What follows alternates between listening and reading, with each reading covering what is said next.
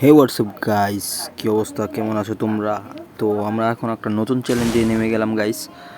আজকে এমন একটা চ্যালেঞ্জ করবো যেটা হলো আমরা প্রত্যেকটা কিল করে একটা ফানি একটা ইমোট দিতে হবে এবং শুধু এত হার্ড হবে যে ইমোটটা শেষ হওয়ার আগ পর্যন্ত আমরা কোনো কিছুই করতে পারবো না গাইস। এটাই হচ্ছে সবচেয়ে বড় চ্যালেঞ্জ। তো আশা করি তোমরা বুঝতে পারছো। তো দেখা যাক। ও ভাই, আকাশটা দেখো ভাই, জোস। তো এখানে আমরা নেমে গেলাম একটা ব্ল্যাক জোনে। তো আমরা কালো জোনে নেমে গেলাম।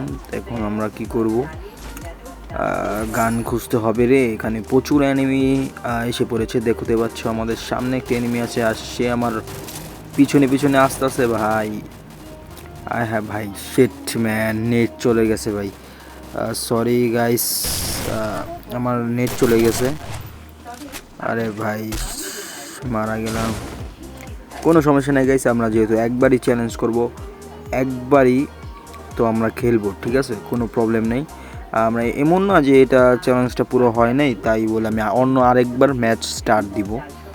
তবে আমি একই ম্যাচ স্টার্ট করব চ্যালেঞ্জটা পূরণ করার জন্য। আর যদি হেরে যাই তাহলে হেরে গেলাম, এটাই আমাদের কন্টেন্ট গাইস। তো দেখা যাক গাইস আমরা কি পারি কিনা। তো আমার হাতে আছে P90, সামনে একটা এনিমি।